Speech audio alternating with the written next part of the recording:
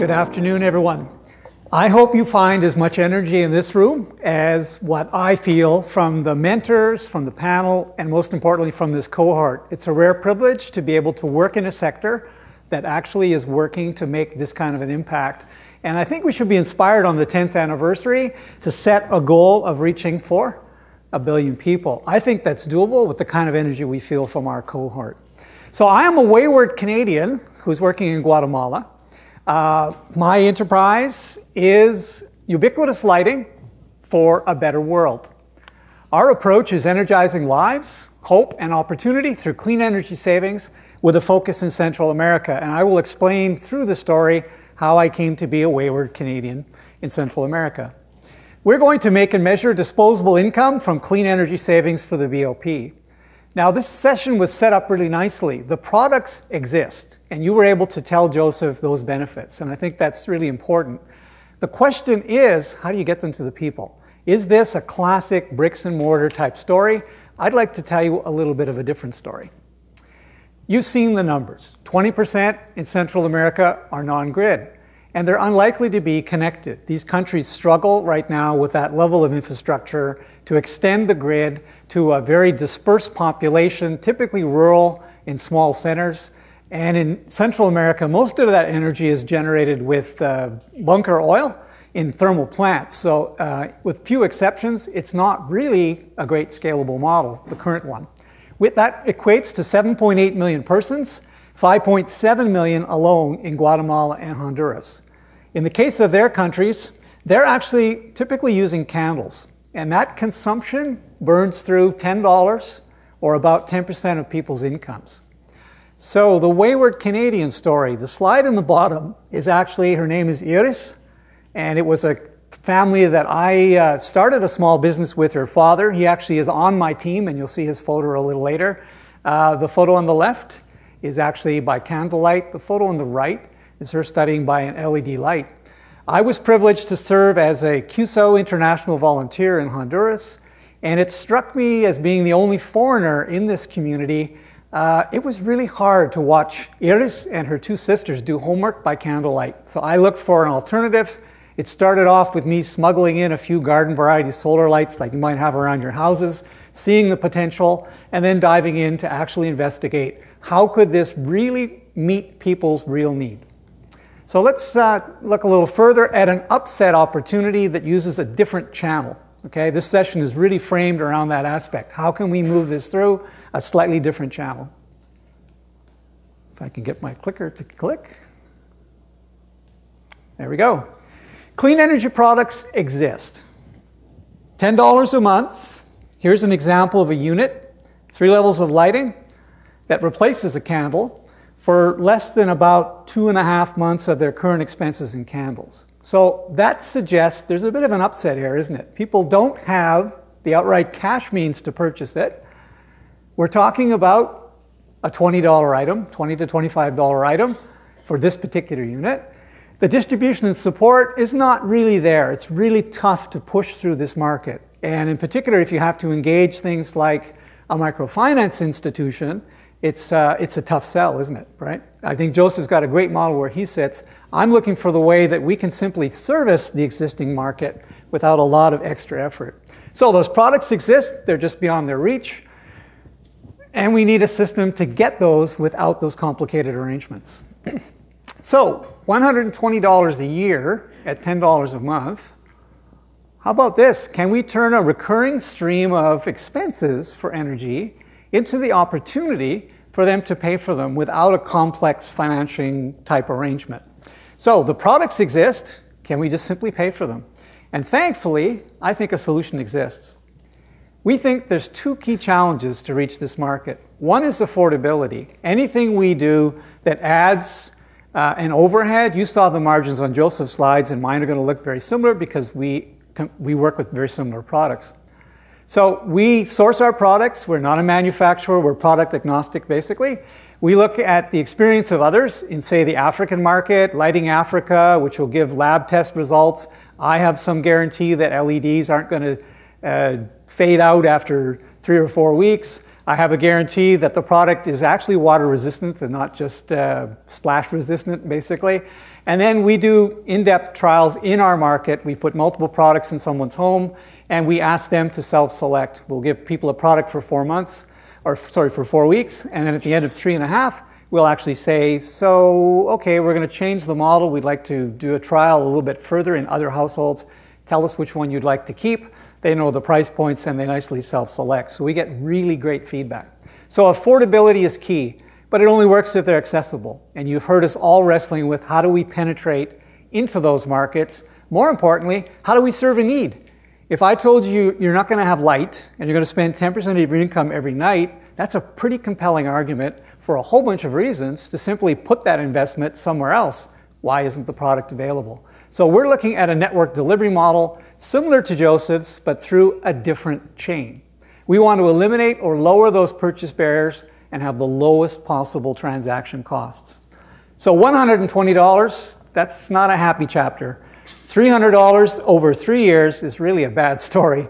And that's really tragic because it is possible to do a different approach.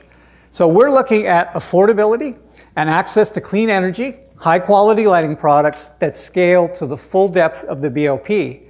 Do we need a microfinance institution? Do we need to build our own infrastructure? Do we need to build bricks and mortar systems? Is there another group that could actually help us to deliver that? What are the additional benefits? You nicely played them out, right? Education, health, security, safety. But let's pay for that through their energy savings, and let's do it sustainably. So we think this. We think that the products exist, they work, and they're needed. That's easy. There's a market with means. These families are spending $10 a month on candles.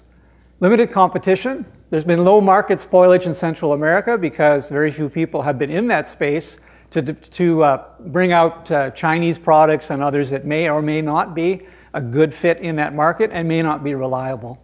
So let's do this. Let's look to price these products for the BOP. Let's look to replace the current expenditures, and let's do the access. So you've heard me set the stage for this. Let's look at how we actually do it. We take the products and we scale across the existing network of NGOs, which can be, in our case, we call them hubs. They're mission aligned. They receive a small commission, which quite commonly they waive. So instead of an MFI institution, as Joseph spoke to, we're actually scaling across a network of NGOs that are active in those regions. Those can be international, those can be local, those can be everything from a picture you'll see in a minute of a small cooperative through to a federated cooperative with reach broadly in the market. What do they bring? They bring that opportunity, they align with your mission. They want to, in most cases, see their communities develop. They want to see economic development. They have market intelligence, they have a network of contacts, they know the individuals. We started in 2007 in Honduras, and Honduras is a lot simpler. Since 2010, I've been in Guatemala. Guatemala brings the unique diversity with 23 language groups instead of a relatively simple frame in Honduras. So the other thing they bring for us is that ability to relate well to the end user. We don't have to go into a community that we don't know in a language we don't know. So we end up with a really sweet synergy between two groups that can move this forward. And we have to stay at real affordability for the BOP. So access and affordability, scaling across existing NGO networks. So how does this work? We think of ourselves as an aggregator. I mentioned we're product agnostic. So we work from a very inexpensive product through to a multi-room solution. We also sometimes do work to meet a community's needs, identified jointly with our NGO partners in things such as school systems or other solutions. We scale across that two-layer network, if you like, with a low-cost approach. I've mentioned hubs, and you can see a nice list here. It can sometimes extend to a youth group. I've had very successful results with youth groups that actually take this on in these regions, again, supported by their host group. Community associates are also engaged, which are commission salespeople that work at the last mile sale level. If it's a cooperative, you can imagine cooperatives actively have no difficulty engaging their membership. If you picture an average NGO working in these regions, many of them have existing programs, sometimes a microloan program, or sometimes a women's empowerment group or a sewing group. So there's a ready source of direct contacts that make it flow really easily. We enable most of this from a cost efficiency standpoint with near real-time reporting. We use a text messaging system with a hub that's automated. It actually can work in multiple languages. And we also use the same cell phone technology now with MP4 players. So we put a video in the hands of the MFI sorry, not the MFI, the NGO. And those individuals then have that opportunity to actually reach that group in the language of choice with a very simple guide to move that forward. So hubs are a vital and distinct part. The difference is we are kind of kindred spirits. There's no problem with that question of them actually supporting what we're trying to achieve. I need to be clear about hubs. So here's a hub. There's actually two hubs here. The one in the larger picture on the right is an agricultural cooperative. It's 2 hours from the nearest road. The picture in the upper left is actually their choice of a solution. They needed cell phone charging. They were paying 85 cents equivalent to charge their cell phones. So we, in a cooperative spirit, work with them, established a very simple system, light for this store, so they had a place to meet. They actually run it as a business, and they charge now their cell phones. As a cooperative, they charge themselves now 50 centavos instead of 7 quetzales, so they've actually shaved their cost. And they share the benefit with the non-co-op members in a motivational sense, because it's community development, with a slightly higher fee. So it has the benefit of enabling those individuals to move this forward. The lower left is another hub. They actually have built this facility but have not yet put walls around it. So when you think of bricks and mortar, I'm thinking of connections, capability, and collaboration. Our economics look very similar to Joseph's. What it really translates into for us is a 46% gross, a selling commission that scales out over those two levels, 7.5% at present to those community associates, and about 4.5% to the NGOs. Many of the NGO partners don't like to deal with payments because they're nonprofits. What they do like is if we can work with them together to offset some of their costs. We'll arrange a focus group. We do some joint marketing efforts. So we find that that's a nice balance. There's not much of a margin for them, but they're not typically looking to make money, and many of them aren't interested in that at this particular point in time. You can see, obviously, training and support, facilities and comms.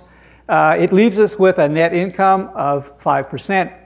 I need to stress, this is all being accomplished, paid for out of their savings in less than 3 months of their current expenses without a 6-month, a 9-month, or trying to get an MFI to bend its regulations or rules and paper flow into a relatively short cycle product. So we believe that our metrics should line up well with our mission. So we just don't look at only products. We look at cumulative clean energy savings and disposable income. What are our income streams? Clearly the family savings from the alternative energy products, and also the empowerment and the opportunity for income from our community associates. We also have a product we can measure. So we can calculate how many watts of clean energy, how many kilograms of CO2 in the field, and also we can assess and quite commonly work with our NGO partners on the upskilling side. We can do a workshop on financial literacy. We actually include a little bit of a reinforcement collaboratively around the benefits of savings for families so that these savings translate directly into disposable income that matters. Our cash flow is cash positive before the end of year 3. Our sales and gross margin actually look encouraging, which is most appealing.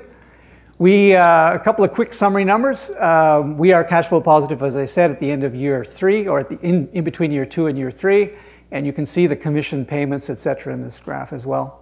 The key critical success factors for this are much the same as Joseph. We need partnerships, we need capacity, we need that enabling environment, we need people that see this market as their own and the impacts as their own.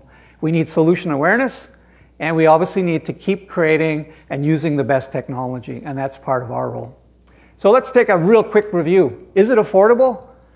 It's fueled by savings. It's an opportunity for income generation. We have a superior range of extendable products. On the table out front, you'll see some multi-room lighting solutions, which are a little bit innovative for us. We don't want to become a manufacturer, but we do want to meet customer needs.